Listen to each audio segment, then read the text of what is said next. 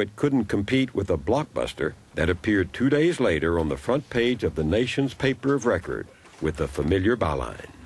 Quoting anonymous administration officials, the Times reported that Saddam Hussein had launched a worldwide hunt for materials to make an atomic bomb using specially designed aluminum tubes. And there, on Meet the Press that same morning, was Vice President Cheney. Tubes, there's a story in the New York Times this morning. This is, and I want to attribute to the Times. I don't want to talk about, obviously, specific intelligence sources, but...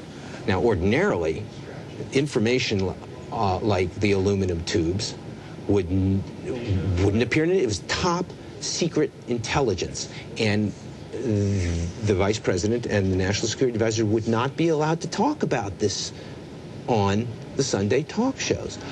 But it appeared that morning in the New York Times, and therefore they were able to talk about it.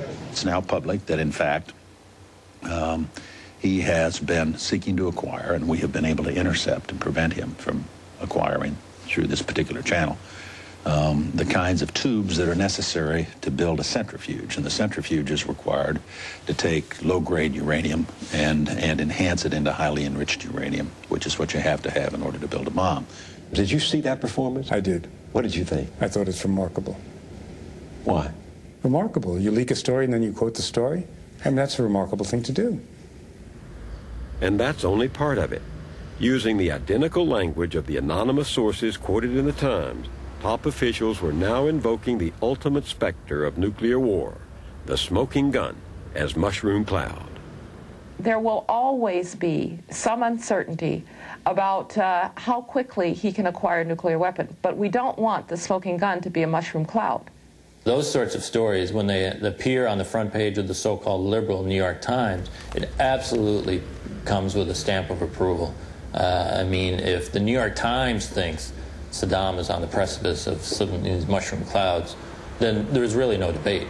We read in the New York Times today a story that says that Saddam Hussein is closer to acquiring nuclear weapons. Does he have nuclear weapons? Is there a smoking gun here?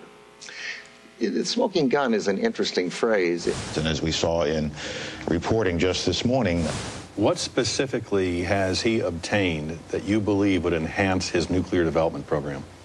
Was it just a coincidence in your mind that Cheney came on your show and others went on the other Sunday shows the very morning that that story appeared?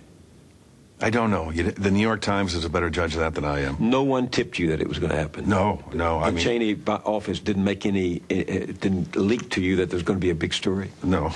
No. I mean, I don't have a, this is, on Meet the Press, people come on, and there are no ground rules. We can ask any question we want. I did not know about the aluminum tube story until I read it in the New York Times. Critics point to September 8, 2002, and to your show in particular, as the classic case of how the press and the government became inseparable. Someone in the administration plants a dramatic story in the New York Times, and then the vice president comes on your show and points to the New York Times. And it's a circular, self-confirming leak. I don't know how Judith Miller and Michael Gordon reported that story, who their sources were. It was a front-page story of the New York Times. When Secretary Rice and Vice President Cheney and others came out that Sunday morning on all the Sunday shows, they did exactly that. What my concern was is that there were concerns expressed by other government officials. And to this day, I wish my phone had rung or I had access to them.